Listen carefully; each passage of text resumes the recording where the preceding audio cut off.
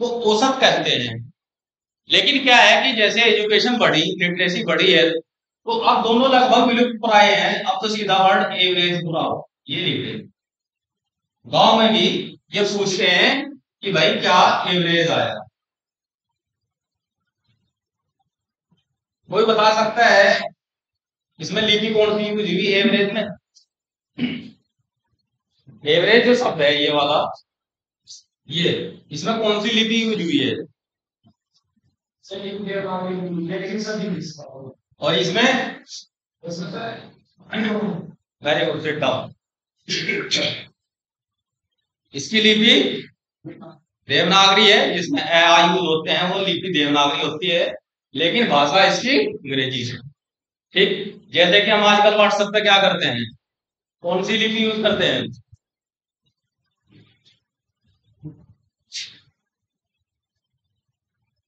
क्या यूज करते हैं? लिपि रोमन यूज कर रहे हैं। और भाषा कौन सी है? बहुत छोटी छोटी बात है ये। चलिए, अब ये जो मैं कह रहा हूं, केर का मतलब क्या होता है, कैसे निकालते थे केर? मान लिया किसी के 2 बीघा जमीन तो एक है, छोटा सा खेत है, एक बड़ा खेत है और 20 बीघे का। ठीक है, यहां इसके 8 क्विंटल, क्विंटल का तो पता होगा, कुंतल लिखते हैं इसको, 100 kg। इसमें 8 क्विंटल मान लिया गेहूं हुई, और जो 20 बीघा था इसमें पेड़ खड़े थे पॉपुलर के। अच्छा, पॉपुलर का पेड़ खड़ा होता है तो वहां कुंतल की प्रोडक्शन घट जाती है, वहां पैदावार कम होती है। इसमें मान लिया 40 ही कुंतल क्या हुआ, गेहूं हुआ। तो उससे, अब उससे अगर कोई पूछेगा भाई क्या क्या निकल गई, वो अलग अलग तो बताने का नहीं, वो अपना औसत बता देगा जी मेरे लगभग इतने बीघे थे और एक बीघे में कितना निकला। यानी कि हमें जो निकालना हो वो एक बीघे में कितने होंगे, 40 और 8, 48 क्विंटल हो गया टोटल उसके। कितने बीघे जमीन थी इसके? 22।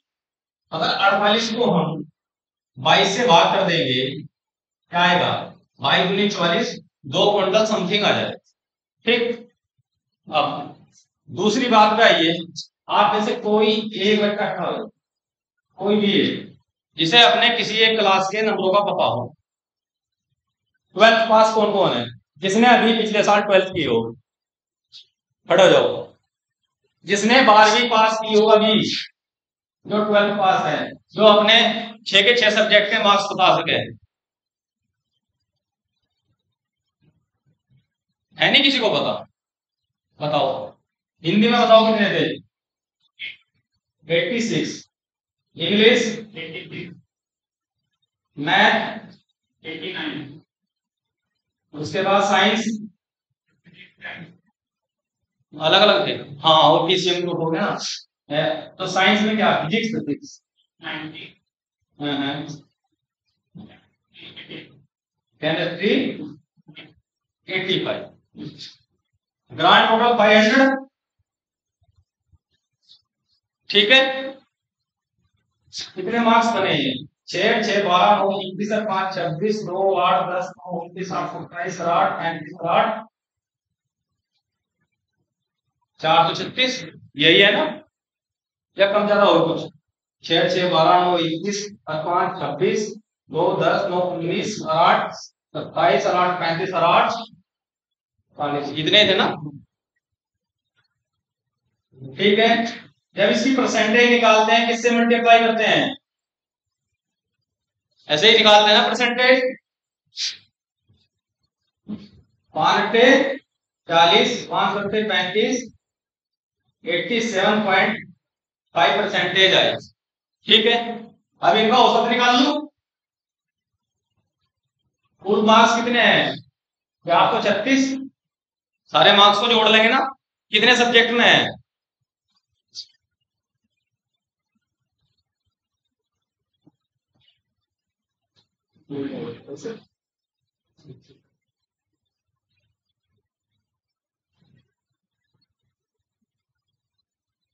समझ में आई कुछ बात? क्या समझ में आई?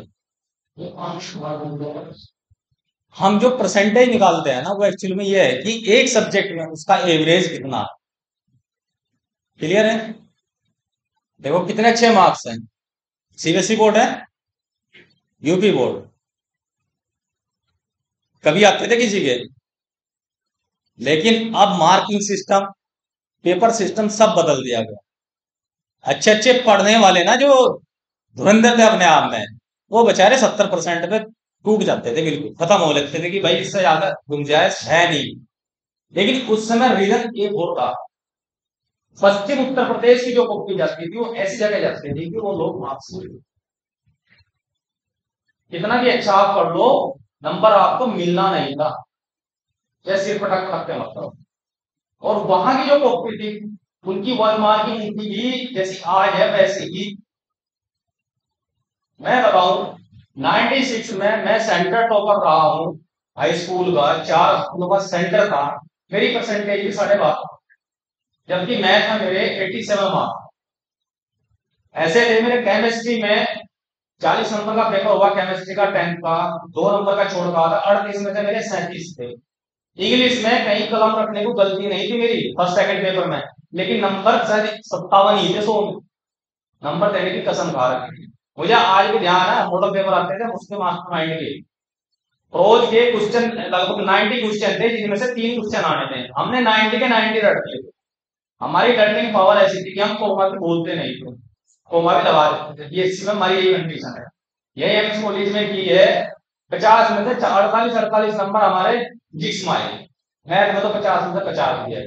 एसडी इंटर कॉलेज बराबर है, यहाँ पास होने के लाते थे 98 के दौर में। और यहाँ भी जब 11th का हमारा एग्जाम हुआ, मैं आपको बताऊं, जो टीचर की साइकोलॉजी चेंज हो जाती है। फर्स्ट पेपर को क्या मेरे 50 मार्क्स आए थे।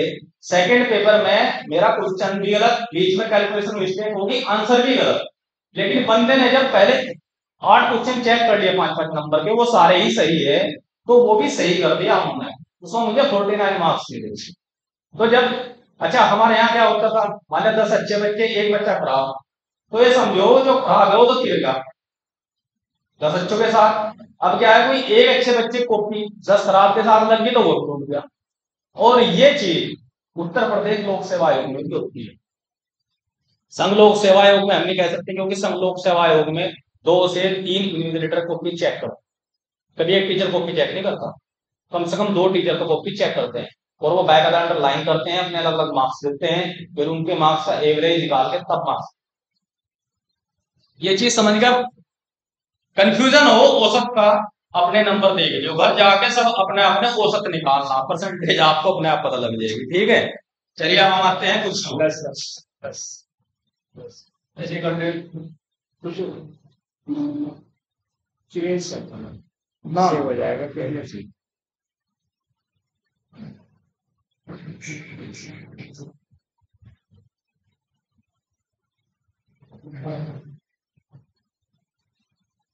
देखिए,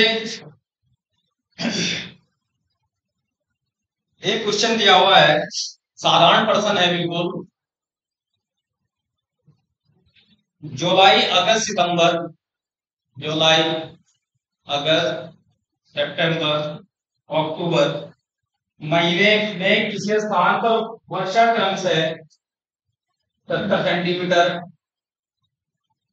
65 सेंटीमीटर, 55 सेंटीमीटर और 90 सेंटीमीटर हुई। ठीक है, तो वो ये पूछ रहा कि जो वर्षा का औसत है वो कितना रहा। वर्षा का औसत लिखो मत, पीपीटी सर भेजने के बाद में आपके ग्रुप में, उसमें सर आराम से कर। हमें क्या पूछ रहा है कि वर्षा का औसत क्या रहा चारों महीने में। क्या करेंगे, इन सबका हम एडिशन करेंगे। 5 5 तो 5 आ जाएगा, 9 5 14 6 20 7 27। भाग किससे करेंगे सबको, क्योंकि कितने महीने हैं हमारे, 4 4 छक 24 3 35 4 अट्ठे 32 4 सत्ते 28 4 पंजे 20, कितने सेंटीमीटर। अच्छा, इसने कहा कि जुलाई में कहीं पे 70 सेंटीमीटर वर्षा हुई, कोई इसको डिफाइन करेगा कि इसका मतलब क्या है 70 सेंटीमीटर अगर कहीं पर, वो कैसे नापते हैं कितने सेंटीमीटर, समाचारों में आता है। सबसे ज्यादा वर्षा कहाँ पे होती है? कितनी होती है वहां पर?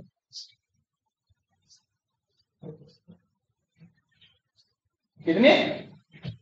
220? मुझे लगा शायद नहीं है, 1000 से ऊपर होती है वहां तो। 1000 से ऊपर है ना? 1200 कुछ है शायद मासिंदाम में। चलिए छोटे उस चीज को छोड़े जहाँ की होती होगी। वैसे जहां तक मुझे पता है 1200 ही है इतने सेंटीमीटर। वहां पे किसी पे सहारनपुर ही मान लो, सहारनपुर में अब तक जो बारिश हुई वो 70 सेंटीमीटर हुई। इसका मतलब क्या है? क्या कह रहे हैं?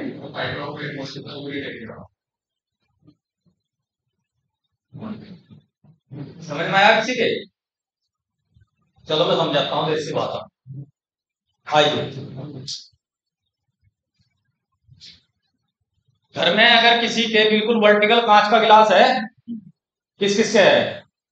जिस दिन बारिश होगी एक काम करना, इस कांच के गिलास को, ठीक है, ये बंदा गिलास बारिश में रखना, ठीक। और जितनी भी बारिश की बूंदे इसमें पड़ेगी, डेफिनेटली सब पानी भरेगा या भर देगा? नहीं तो बताओ। कोई बर्तन अगर बाहर रह जा, भरा हो, भर जाना हो भाई, भर का तो बाहर निकल जाएगा, बारिश कम हुई तो वो आधा अधूरा रह जाएगा। फिर उसकी हाइट नापना कितने सेंटीमीटर। अगर वहां बारिश, गिलास की कितनी लेंथ हो, क्या सेंटीमीटर होगी ज्यादा से ज्यादा? ज्यादा से ज्यादा बड़ा गिलास होगा तो ज्यादा ज्यादा 15 सेंटीमीटर होगी। डेरी बड़ा गिलास है तो 20 सेंटीमीटर। अब 1 फुट का गिलास तो किसी को नहीं सका, उसमें मैक्सिमम इतना बड़ा गिलास हो सकता है। भैया अगर मार्केट में देखिए मैं इतने बड़े बड़े गिलास को आ रहे, अब 1 फुट का गिलास तो हमने सर फिर तो क्या बन जाएगा है, फिर तो बोतल से बन गई, ठीक है। तो ये जो हाइट होती है, सपोज करो मान लिया हो सकता है कि 3 सेंटीमीटर बारिश, ठीक है। कभी कभी क्या होता है कि थोड़ी बहुत ही बूंदाबांदी हुई, एक बार दो ऊंचाई चली गई तो वहां पता लगा कि मिलीमीटर में बारिश हुई। तो ये उसकी जो हाइट ये है। अगर कहीं 65 70 सेंटीमीटर बारिश हुई, इसका मतलब अगर वो पानी ऐसी जगह सरफेस पर रहे और नीचे ना एब्जॉर्ब हो, तो जो 70 सेंटीमीटर लंबी हाइट है ना पानी भर जाएगा। यानी कि इस लगभग 3×60 2.25 फुट पानी का लेवल हो जाए सारे में ग्राउंड पे। लेकिन क्या है कि पानी एब्जॉर्ब हो जाता है, इसलिए हमें पता नहीं लगता। और जहां की मैं बता रहा हूँ मासिंगाम की, वहां शायद वो 1200 सेंटीमीटर है।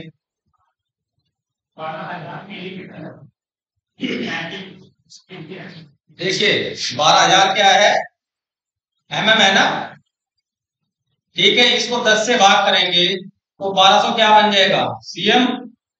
और 100 से भाग करेंगे तो 12 मीटर। यानी कि ये वही तो कह रहा ना, 1200 सेंटीमीटर, ठीक है। 1200 मीटर मैक्सिमम है वहां पे बारिश होती है। समझ गए सेंटीमीटर भी क्या है? मैं ये इसलिए बताया है क्योंकि कभी पता लगे यूपीएससी से रिलेटेड कोई क्वेश्चन जोड़ के कुछ खड़ा कर देना इतनी इमारत। क्योंकि यूपीएससी में, यूपीएससी के अलावा जहां तक मुझे उम्मीद है जितने भी संस्थान है, सब पेपर सेटर जो है किराए पर खुले। अभी आपने पिक्चर भी पढ़ी हो, उत्तर प्रदेश लोक सेवा आयोग ने भी काफी जो पेपर सेटर है वो हटा, वो कॉन्ट्रैक्ट बेस पे होते हैं बस। लेकिन यूपीएससी में कॉपी चेक करने वाले, पेपर बनाने वाले, परमानेंट उनकी जॉब है, उनका पूरा साल यही काम है। मैं कह देते आपको 20 ज्योग्राफी के देने हैं, अब भाई साहब ने पूरे साल वही काम करना है कि कैसा बना। पहली कंडीशन रिपीट ना हो, दूसरी बच्चा कंफ्यूज कैसे हो, क्योंकि उनका जो टारगेट होता है नोट ऐसा रखना, बल्कि रिजेक्शन रखता है कि रिजेक्शन कैसे करे ज्यादा से ज्यादा। क्योंकि वहां से उस रास्ते से वही निकलता है जो खिलाड़ी दिखता है। अब वो खिलाड़ी कैसे बना, उसके दो तरीके, या तो किसी ने अपना दायरा बहुत ज्यादा बड़ा कर दिया, ठीक है। जैसे कहते हैं ना कि जैसे एक लाइन है ये, इसको हम छोटा कैसे करें, जो इसे काट कर छोटा करेंगे लेकिन उनका सिलेक्शन तो होता नहीं, जो इससे बड़े हो जाएंगे उनका सिलेक्शन होगा। दायरा बढ़ा लिया अपना। या फिर लोग सक्सेस कौन हो रहे, तो इसके ताऊ का लड़का सेलेक्ट हुआ था, उसकी बुआ का लड़का सेलेक्ट हुआ, या उसका भाई सेलेक्ट हुआ, उसका जो रिलेटिव होगा दूसरा, वो क्या करेगा, वो दाएं बाएं कहीं नहीं जाने का, वो उसके नोट लेगा, उनमें रट्टा मारेगा, टीना डोबी की बहन ही क्यों बनी है, और तुम्हारा था ये सही, वो अलग दूसरे ग्रह के प्राणी है। रास्ता मिल गया, उन्हें पता है कि क्या चीज करनी है, सेलेक्टिव चीजें। अरे मैं तो कहूँ आगे कंपटीशन है, हमें एक ऐसे क्रूशियल पीरियड में है, बहुत ही संक्रमण काल है, जो कि उधर तो टेक्नोलॉजी नई चीजें आ रही है। अन्य स्थिति ये थी, कोई सा भी आयोग था, जैसे पुराने अब क्या है, यूनिवर्सिटियों में ऑडिटाइजेशन हो रहे हैं, आदमी को पढ़ना ज्यादा पढ़ना, लिखना काम कम हो गया। हमारे टाइम में 10 क्वेश्चन आते थे, ठीक। और लिटरेचर में बीए एमए में तो ये स्थिति थी कि 20 क्वेश्चन याद करके चले जाओ, उससे 2-4 साल में तो 10 मिल जाते थे, इससे ज्यादा नहीं पड़ता। 2014 तक उत्तर प्रदेश की स्थिति यही थी, आप 20 क्वेश्चन रट के चले जाइए हर एक सब्जेक्ट के लिए, उनमें से 7-8 क्वेश्चन आपके लगने थे, और कोई बात रिपीट होते रहते थे, उन्हीं पढ़ते उन्हें लिखना और उन्हें सिलेक्शन होता था, ऐसे ही था आपके संलोक आयोग। लेकिन अब सारी चीजें बदल गई, सारी में क्या है, पहले आपको पता हो ग्लोबलाइजेशन पढ़ा है किसी बच्चे ने? ग्लोबलाइजेशन, वैश्वीकरण कब हुआ था? 1991 में हुआ। उससे पहले क्या था, इंडियन इकोनॉमी जो थी क्लोज इकोनॉमी, जब हमारा जो व्यापार होता वो इंडिया के अंदर ही अंदर था, कोई मतलब नहीं था। अब जब वैश्वीकरण बढ़ा तो वहीं से नई चीज जन्म हो गया, इंटरनेशनल रिलेशन। रिलेशन तो पहले भी थे, लेकिन वो इतने हाईलाइट नहीं थे। अब इंटरनेशनल जब रिलेशन एक दूसरे के यहाँ आना जाना, मार्केट, सारी चीजें होगी, दुनिया भर के तो संगठन होंगे। पहले लिमिटेड संगठन थे, भाई G7 हो गया, या आपका आशान हो गया, सार्क हो गया, ठीक है, लिमिटेड थे। अब सम्मेलन की शायद 30 से भिन्न सम्मेलन बन रहा है। पहले गिने चुने युद्धाभ्यास होते थे, अब महीने में 2 युद्धाभ्यास। ये नहीं पता लगता मध्य प्रदेश में हो रहा है, राजस्थान में हो रहा है, या समुद्र यूं नहीं पता लगता कि थल सेना का है या जल सेना का है या वायु सेना का है, चीजें पता लोग। तो कंपटीशन का लेवल बहुत ज्यादा बढ़ा है, वही बता रहा हूं कि एकेडमिक खत्म हो लिया। तो इसलिए तो कह रहा कि भाई टीवी देखो, न्यूज़पेपर पढ़ो।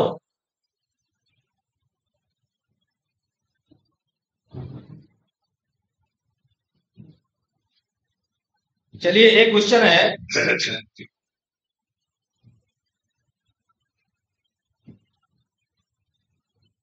किसी टीम के, कोई टीम है, उसके 10 मेंबर हैं,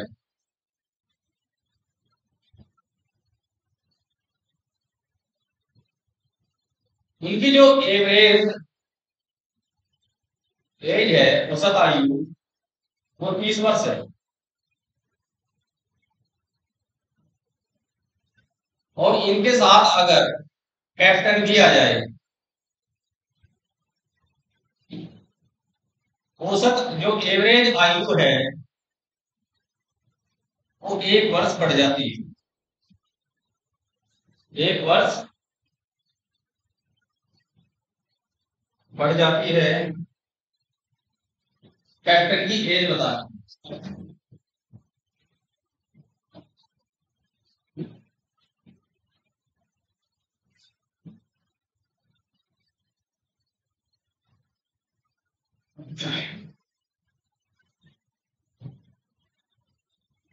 फॉर्मूला है इसमें, नए व्यक्ति की आयु, नए व्यक्ति की एज इक्वल टू नया औसत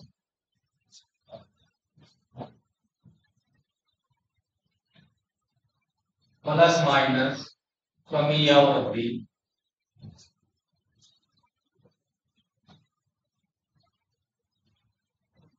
गुना नहीं संख्या, नहीं संख्या। ये फार्मूला है, हर तरह के लिए अलग अलग फार्मूले। अब ये फार्मूले मैं तो इनके साथ जाता नहीं कभी भी, मैं तो अपना सिंपल अपना लॉजिक लगाओ, ठीक है। करना क्या है किसी भी क्वेश्चन में, पहले हम अगर कहीं ऐसा औसत दिया हुआ है, कुछ की उम्र दी हुई है, नया आया नया गया जो भी हुआ है, टोटल आयु निकाल लो सबकी। कैसे निकालेंगे?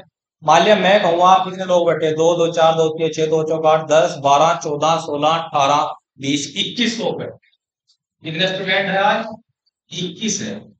और मैं कहूं कि आपकी जो औसत आयु है वो 19 वर्ष, ठीक। इतनी मान ली मैंने सबकी औसत 19, जैसे मैंने आपके सब्जेक्ट के नंबर माने, तो जो टोटल आयु आएगी सभी की कैसे आएगी? टोटल एज कैसे निकलेगी आप लोगों की? 21 गुणा 19, 21 दूनी 42, 420, 420 में से अगर 21 कर देंगे 419 ही आएगा शायद। नहीं, 400, 21 दूनी 42, 420, 438 कितना आएगा बताओ जल्दी यार। 21 दूनी 42, 420 में से 21 गए, 399 आ रहा है। यही है ना? ठीक है, तो आज की जो कुल आई वो आई 399। अब मैं कहता हूं कि आपके साथ मैं भी शामिल हो जाऊं, आपके साथ मैं भी शामिल हो जाता हूं, तो आपकी जो औसत आयु है वो +1 बढ़ जाती है। कितनी बढ़ जाती है? तो मेरी आयु को बताइए।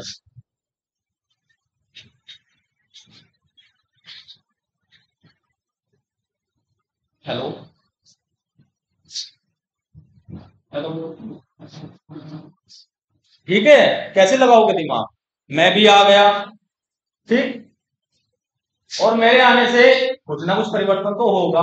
परिवर्तन ये हुआ कि आपकी औसत आयु हमारे सारे ग्रुप की 1 साल बढ़, तो मेरी उम्र निकाल ली। क्या करें? चलो जी, 21 की जगह कितने हो गया? औसत आयु कितनी होगी? टोटल उम्र कितनी आ गई? 400, 440 टोटल आयु थी पहले। टोटल आयु कितनी थी? तो मेरी उम्र कितनी है? समझ में आ गई? तो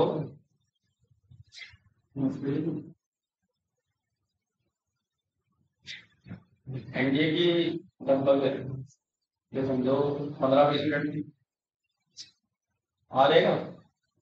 आ जाएगा, समझ में आया भाई क्वेश्चन? अब वो फार्मूला ठीक है और देसी फार्मूला ठीक है।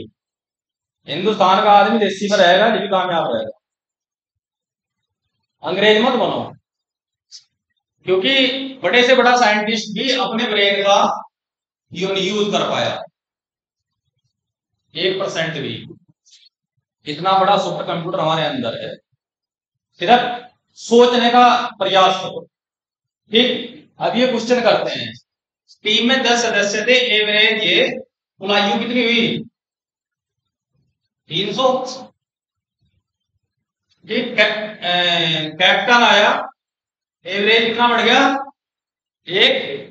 यहां 10 से कितने हुए? एवरेज कितना हुआ? ठीक है, 31.310 और 31 कितने हुए? 341। कप्तान के आने से एज टोटल कितनी होगी? ये पहले टोटल एज कितनी थी? 300, डिफरेंस कितना हुआ? देखो क्या संयोग है, यहां भी 41 आई थी, यहां भी 41 आई।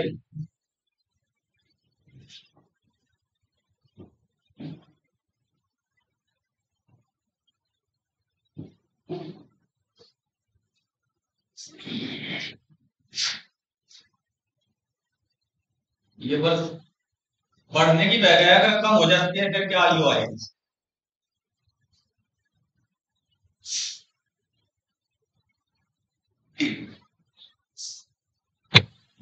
देखते हैं कप्तान ही आएगा या कोई बच्चा आ जाएगा, हैं? अगर एवरेज कम हुआ तो यहाँ 11 गुणा 29.290 कितना आएगा? 319। तो एज कितनी है इसकी? 19। छोटा ये कप्तान सचिन तेंदुलकर बन गया था। सचिन तेंदुलकर के साथ ऐसा ही था ना, अधिकतर जो खिलाड़ी थे उससे छोटे बड़े थे उससे। ये चीज क्लियर हुई? इच्छा आपकी है कि फार्मूला कर लो, फार्मूला में लिख दूंगा, साफ साफ लिखूं? क्या करें?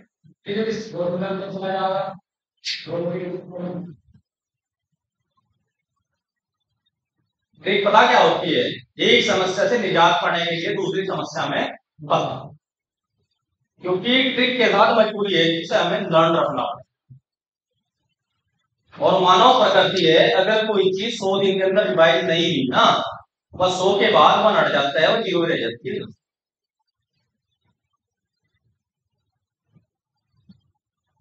अब यहीं पे ये था, समूह में कोई एक व्यक्ति आया, ठीक है, अगर कोई समूह से एक व्यक्ति निकल जाएगा क्या होगा? देखिए, जब कोई व्यक्ति आया था ये कमाई पहले तो, जब कोई आया तो डेफिनेटली ये वाली बढ़ेगी। अब जब कोई व्यक्ति जागा तो ये नंबर भी घटेगा। एवरेज से तो हमें कोई मतलब नहीं, घटे बढ़े वो तो बाद की चीज है, लेकिन अमूमन क्या हो सकता है, बढ़ भी सकता है और घट भी सकता है। ऐसे नहीं, दूसरे तरीके से बताता हूं मैं।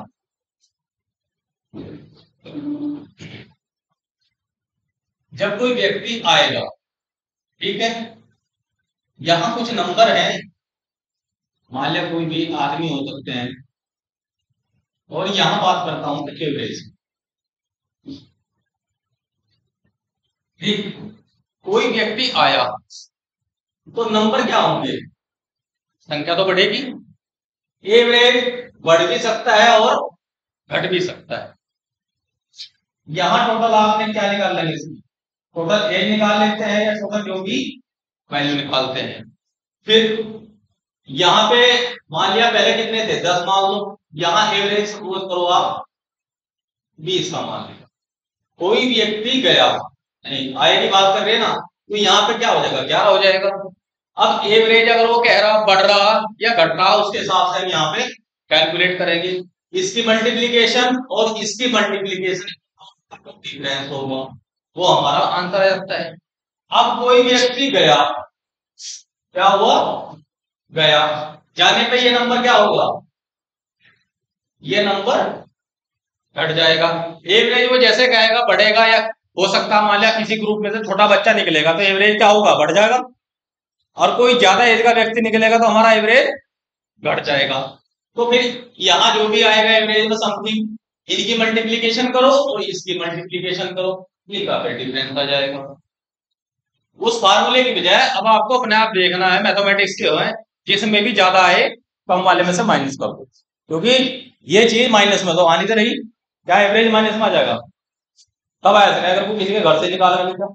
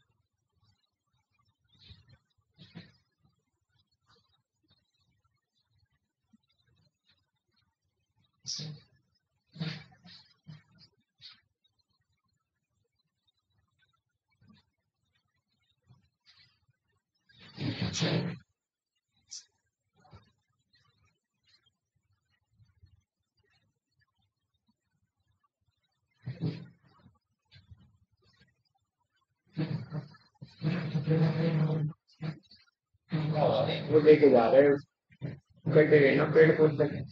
अच्छा वो लेके जा रहे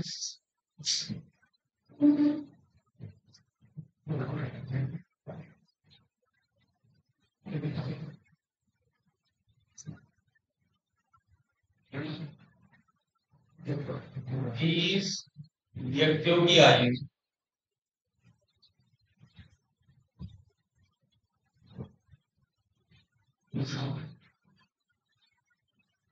25 वर्ष है।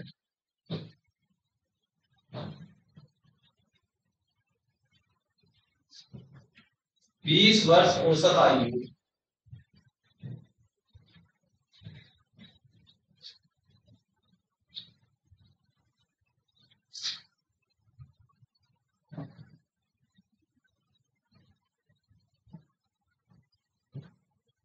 ये 5 व्यक्ति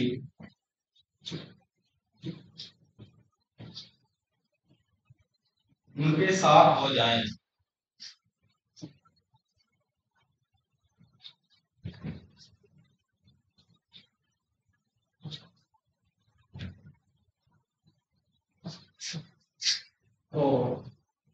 सबकी औसत आयु,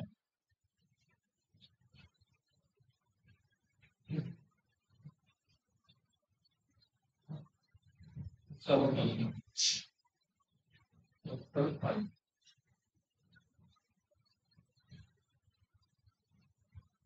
वाह। कितने लोग ऐसा कर सकते हैं वो आज हाथ उठाएं। 1 2 3 4 15 क्या कर रहे हैं? 8 6।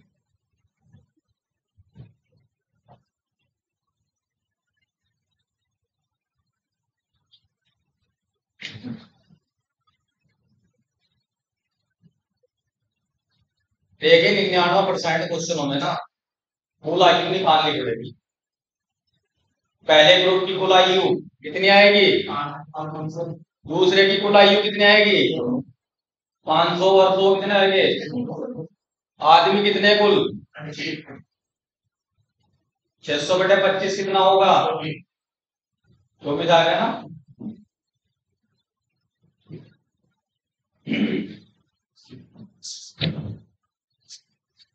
देखिए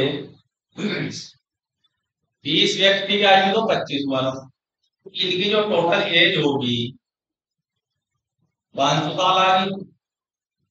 ठीक, जो 20 वर्ष और 20 वर्ष औसत ये 5 व्यक्ति है, ये औसत दिए गया 5 का, तो 5 का जो औसत 20 वर्ष है तो कुल कितनी आयु होगी इनकी? 100। यहाँ कितने आदमी थे? 20। यहाँ कितने थे? 5। टोटल आयु कितनी हुई? 600। कितने व्यक्ति होगी? तो औसत कैसे निकलेगा? ठीक है,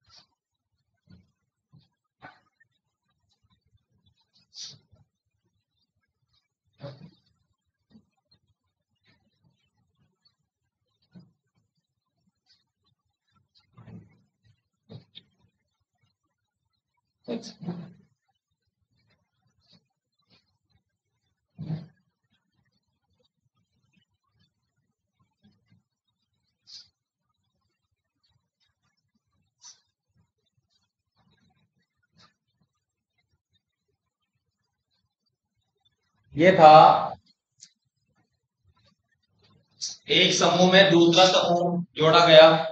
अगर यही पे क्वेश्चन 20 व्यक्तियों की आयु 25 वर्ष हो और 20 वर्ष औसत आयु के 5 व्यक्ति निकाल दिए जाए,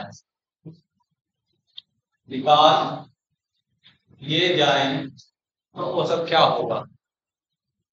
क्या करेंगे? जहां प्लस किया था यहां भी माइनस, ये कितना होगा? 400 और बटे 15, 15 दूनी और लगभग 15 सत्ते 100, इतना आ जाएगा ना, लगभग 27 के आसपास। 15 दूनी 30, 10 तो 15 सत्ते 8। ठीक है,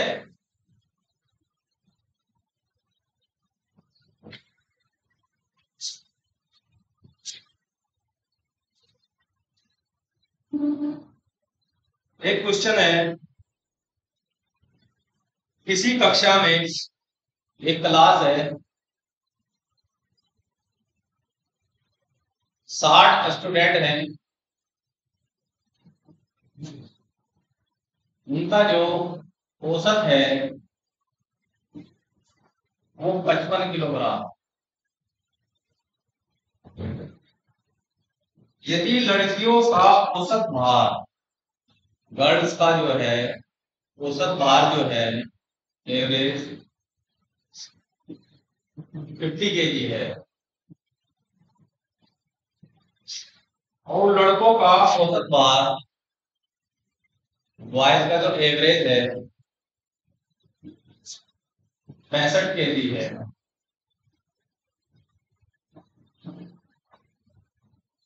तो लड़कियों तथा लड़कों की अलग अलग संख्या क्या है?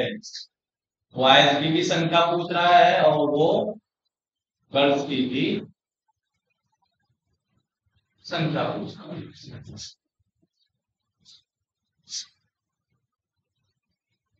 ये कौन सी क्लास होगी जहां लड़कों का एवरेज जो है 65 किलो है? आज में तो मुझे लगता नहीं कोई 65 किलो का है किसी का वेट 65 किलो। और लड़कियां भी मुझे लगती नहीं 50 के, शायद कोई 40-45 वाली है। ये हो सकती है उनकी एमबीबीएस वालों का हो सकता है ये क्लास।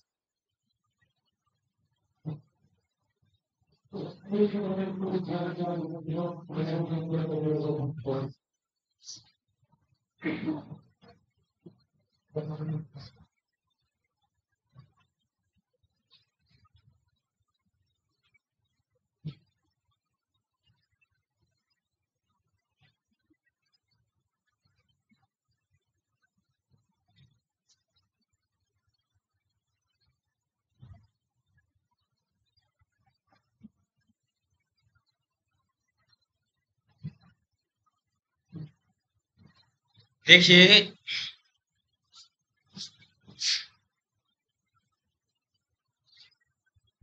आप ऐसे लिख लें, बॉयज और गर्ल्स, ठीक है। बॉयज का एवरेज कितना है 65, और गर्ल्स का एवरेज कितना है 65, ठीक। और जबकि टोटल का एवरेज कितना आ रहा 55, इस तरह से एरो बना लें। 65 में से 55 गए 10, 50 में से 55 गए 5, ये कितना आ गया 5:10, यानी कि 1:2, ठीक है। कुल स्टूडेंट का 60 है, तो बॉयज कितने होंगे यहाँ पे? तो क्या निकालते हैं, 1/अनुपात की योग कितना है 3 × 60, 20 ये होंगे, और 2 रखेंगे तो 20 में 40, यानी कि 20 तो बॉयज है और गर्ल्स कितनी है? ये तरीका है ना, ये तो दिया हुआ है बुक्स में। दूसरा तरीका हम कैसे कर सकते हैं, यही पे कुल आयु कितनी होगी इनकी, ये 65 × 55,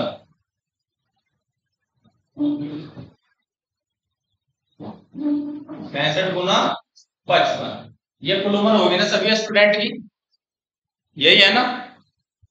लड़कियों का एवरेज कितना दिया हुआ 50, अगर मैं इनकी संख्या x मान लूं तो क्या है, कुल एज लड़कियों की कुल उम्र और लड़कों की कुल उम्र के बराबर होगी नहीं होगी? लड़कियां मैंने x मान ली और इनका एवरेज कितना है 50, तो ये हो गया, प्लस लड़के, लड़के हमें पता नहीं कितने हैं ना। जब लड़कियां x हैं, कुल 60 है, तो लड़के कितने बचे 60 माइनस x, और इनका एवरेज कितना दिया हुआ है 65, 55 और 65 की मल्टीप्लीकेशन करो। अगर नहीं करना चाहते तो थोड़ा शॉर्ट कर लो, 5 से डिवाइड कर लो, 5 × 5 5 × 15, 5 × 5, 5 × 5 11 आएगा, 11 × 55, 11 × 55, 5 11 × 66, 5 71, और ये कितना आया 10x, और यहाँ कितना बचा 13, 78 780 माइनस 13x, -13x, तो ये कितना बचेगा -3x, और ये 780 इधर जाएंगे 715, कितने बचेंगे -65, इससे से काटेंगे। गलती होगी क्या कहीं?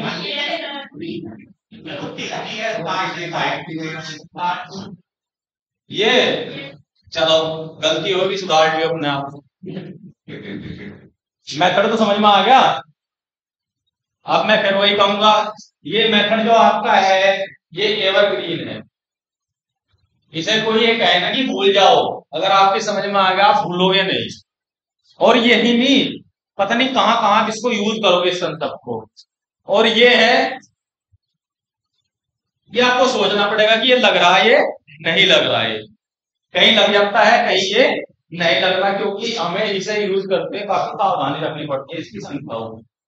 कभी कभी माइनस में भी आ जाता है, माइनस को भी नजरअंदाज करना पड़ता है, समझ रहे। तो हमेशा जाओ कंसेप्ट के साथ जाओ। यहां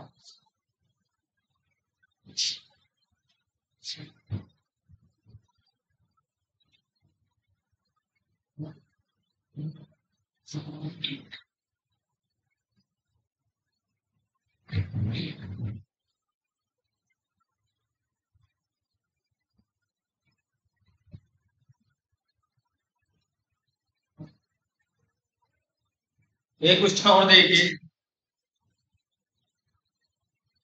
12 संख्याओं का औसत जो है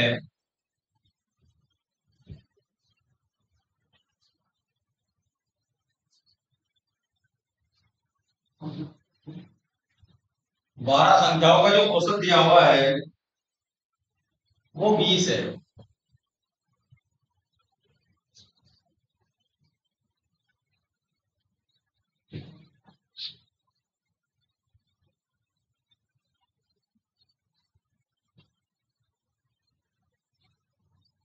प्रथम 5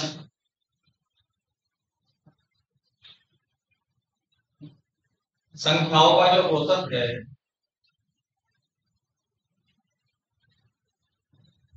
वो 18 है। अंतिम 6 का, अंतिम 6 संख्याओं का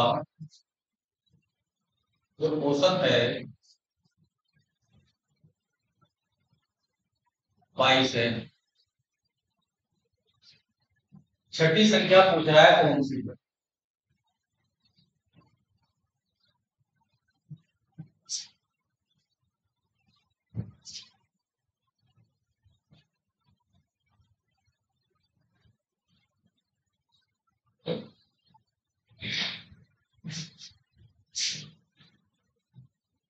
कितने लोग इसे कर सकते हैं? 2 लोग हैं, चलो 3 होगी, 4,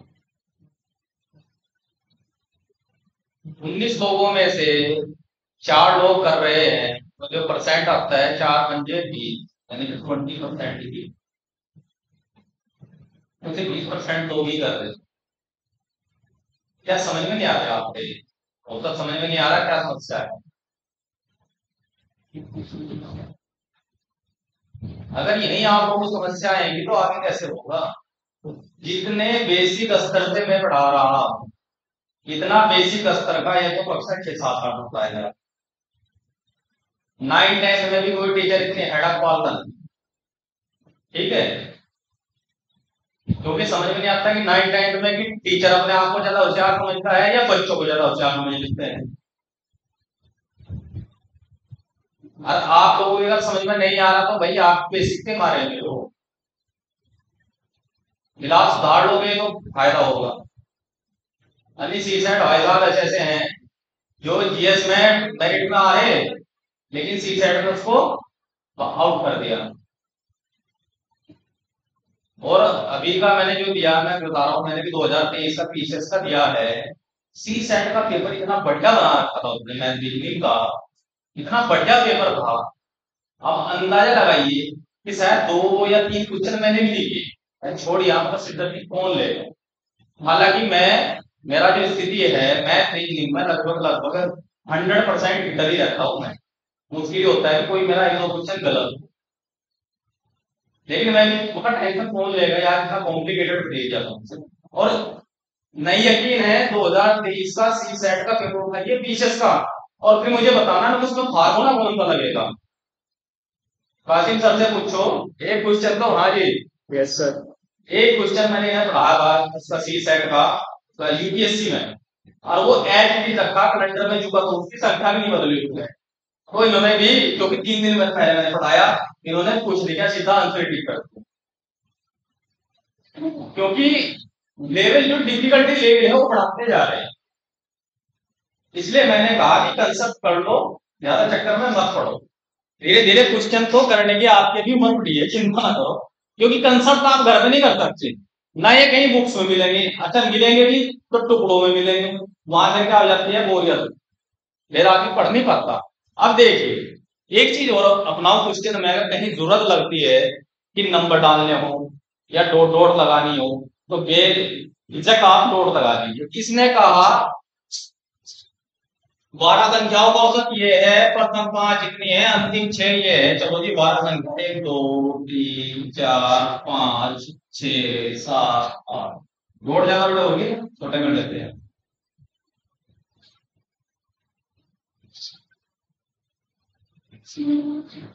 एक दो तीन चार पाँच छः सात आठ 9 10 11 12, 12 संख्या होगी ना।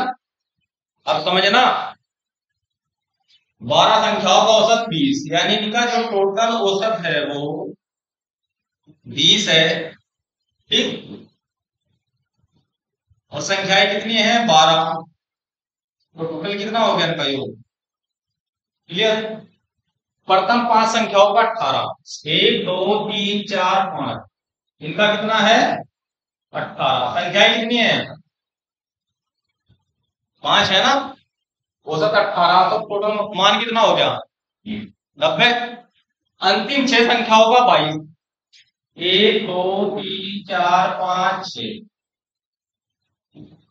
6 संख्याओं का कितना है 6 दूनी 12, 132। इस सब का पहली 5 की कुल वैल्यू कितनी होगी 90। अंतिम 6 की वैल्यू कितनी होगी 11 की वैल्यू कितनी होगी 222 होगी ना। 12 की वैल्यू कितनी है, तो इस बेचारे की वैल्यू कितनी हुई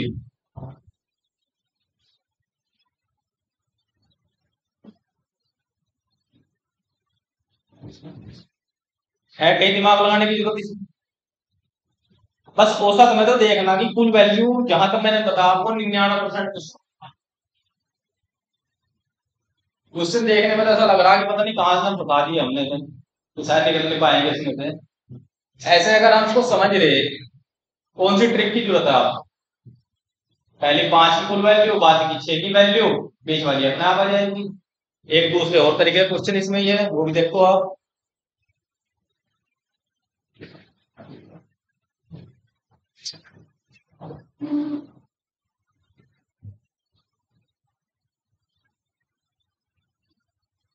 चालीस संख्याओं का औसत 25 है, कितनी संख्याएं हैं 40।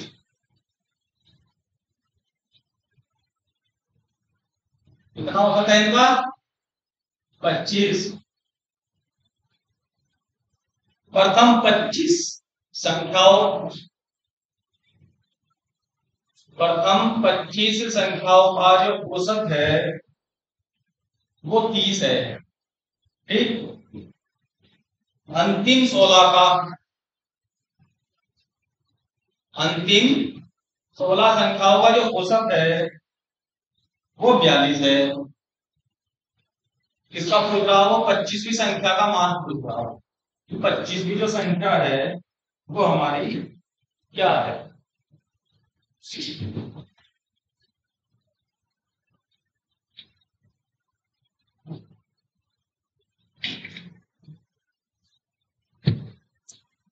देख लिया।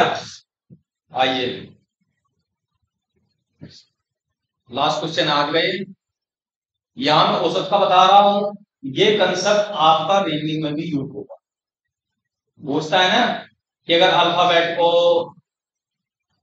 इस तरह में रखा जाए, ठीक है, तो बाएं से 18वां पद, दाएं से कितना पद, बीच का कौन सा पद, या लाइब्रेरी की बुक्स आती हैं ऊपर से नीचे से कुल इस तरह से, वहां सब जगह काम करे। टोटल संख्याएं 40 है। नंबर डालो 1 2 3 2 2 2 18 19 20 21 22 23 24 25 26 27 28 2 2 2 2 41 42। समझ में आ गई? मैंने आपके साथ, ये मैं आपको समझाने के लिए कर रहा हूं, ऊपर मतलब आप डायरेक्ट भी कर सकते हो जब आपको समझ में आ जाएगा। नहीं समझ में आ रहा चलिए हो रहा था सभी कर लो, कोई दिक्कत नहीं। टोटल कितनी संख्याएं हैं? 40 है यार, हम फालतू की है। 39 और 4। यहां पर अगर आप देखें टोटल संख्या तो 40 दे दी, एक बार इसने 25 का दे दिया पहली, फिर अंतिम 16 का दे दिया, कितने का दे दिया? 41 का दे दिया ना, यानी कि कुछ ना कुछ हमसे गलती करवाना चाह रहा। दे दिया 41 का और यहां दिया हुआ 40 का, और जब का 25 भी पूछ रहा है।